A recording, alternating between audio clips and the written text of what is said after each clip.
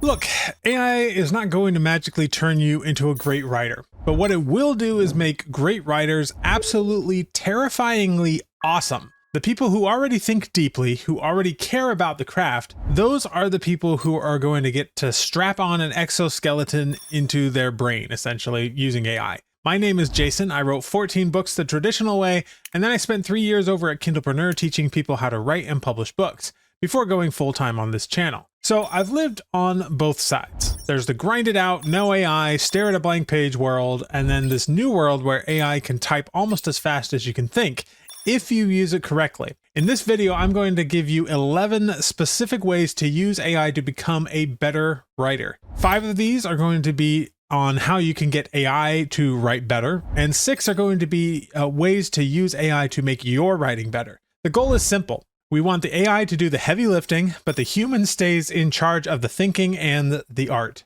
Let's start with making AI less dumb. Number 1, give AI one job at a time. Most people talk to AI like it's some magical intern who could do everything in one shot, like come up with an idea, structure it, write it, and polish it. That's how you get generic, mushy, and middle-of-the-road slop. Instead, we want to treat AI like a specialist. In one phase, it's only helping you generate ideas. In another, it's only organizing what you've already set into a structure. And in another, it's only tightening sentences and cutting fluff. When the model has one clear job, it stops trying to be clever and starts being precise. This is why I use automation, so I can have one step for everything. The strategy is to have one brain for one task. Break your process into stages and assign AI exactly one stage at a time. Number 2, stop dumping your whole manuscript into the AI and instead give it structured context. So what I mean by this is that, yes, technically some tools will let you paste in huge amounts of text, even your whole book if you want, even a whole series. And yes, that's usually a bad idea for 2 reasons. When you overload it with text, it has to average across everything. And so you dilute the prompt overall, you dilute what matters. And you burn a ton of tokens and money for very fuzzy understanding on the AI's part. Instead, you want to summarize and structure. For a book, write short summaries of each chapter. And yes, you can use AI to help you make these summaries. Summarize what happens, who changes, what promises you made to the reader, etc. And when you need AI's help with a new chapter, you give it those summaries instead of the full text of everything. Think of it like bringing a friend up to speed. You don't read them your whole manuscript. You say, okay, in chapter 1, X happens, and in chapter 2, Y happens. You want AI operating off of that same kind of concise overview so it can actually reason about the story instead of drowning in raw text. Number 3 is to test different models instead of being married to one brand. Most writers pick one tool and assume it's the best because it's either popular, like ChatGPT, maybe they think because it's expensive it'll be the best one, like Claude, or perhaps someone on YouTube said it's the best, but different models have different personalities and they're better for different things. Some are more chatty and creative, some are more logical and structured, some are way cheaper and 90% as good for a specific task, like writing prose, for instance. In fact, I've found that a smaller, cheaper model like what Aon has put out can sometimes give you prose that feels cleaner and less AI-ish than the big name one like Claude. The strategic move is to run small experiments, take the same small task and compare outputs across models. Ask which one feels closest to how I would have done it. Then match the tool to the task. And this is what I do literally with every automation I build. I take every single step and I test it across about a dozen different models to see which output for that specific step I like the best. And I'm constantly going between different models and different model providers. So you might have one that is your go-to for structure, another for your prose, another for a more like technical cleanup. You don't need to be loyal to any one particular brand. You just need the right tool for the right job.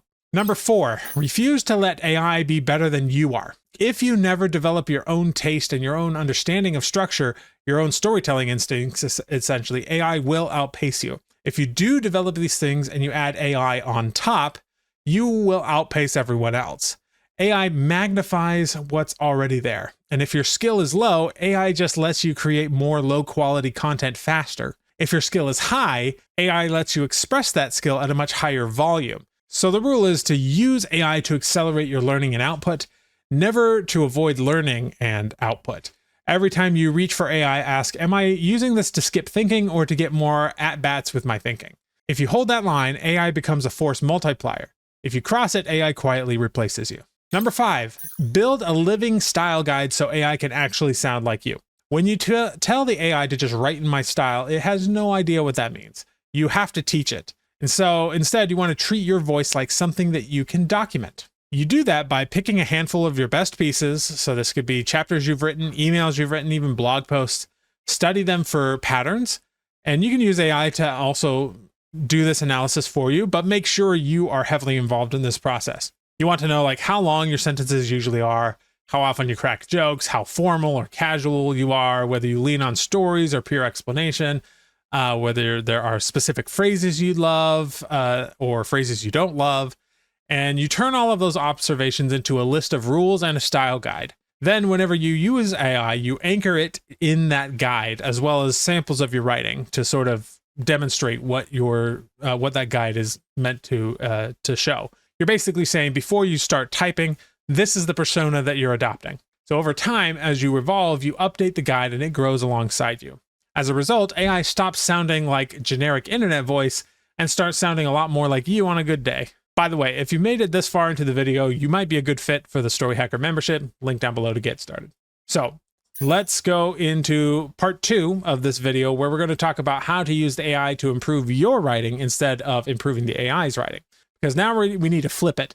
So far, we've been making AI better. Now we're going to make you better using AI as a coach, mirror, or training partner. So tip number 6 is to use AI as your interviewer to kill writer's block. Most people think that they have an idea problem, and they actually don't. They have more of an extraction problem. Your ideas are there, but they might not just be top of mind for you. So when you're just staring at a blank page, you're asking your brain to decide what matters, structure it, phrase it beautifully all at once, and of course, that's going to cause you to freeze. This is where AI becomes your interviewer. You tell it what you're trying to write about, you let it ask you a series of smart and targeted questions, and you answer them one by one the way you'd answer a curious friend.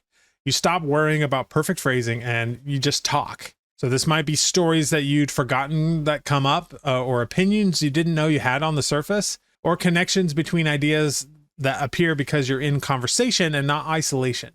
And when you're stumped, you can look at the examples of how other people might answer and react to them. Or you can ask the AI to give you examples, and usually when it gives you options, you can say, no, that's not it. Here's what I actually think. That no, here's what I really mean moment is often where your real voice is showing up. Because remember, you're not asking AI to write for you, you're using it to pull the book that's already in your head into the open. So number 7 is to let AI critique you, but of course, never abdicate judgment. AI is great at spotting certain problems. For instance, repetition or overly long tangled sentences or confusing transitions. It can also do a decent job at spotting obvious cliches. And used well, it's like having a very fast, slightly nitpicky editor sitting next to you. But you do have to remember that it doesn't know your long-term vision. It doesn't know your readers the way that you do, or at least the way you should do. It doesn't care about preserving your unique quirks. So when you use it to critique your writing, you're not saying, tell me what's right and wrong. You're saying, show me things that I might want to look at. Then you sort that feedback into buckets. Things like, okay, yes, this is a real clarity or pacing issue that I should look into, or that's not quite right, but it's pointing at something useful, or that suggestion would make my writing more generic, so pass.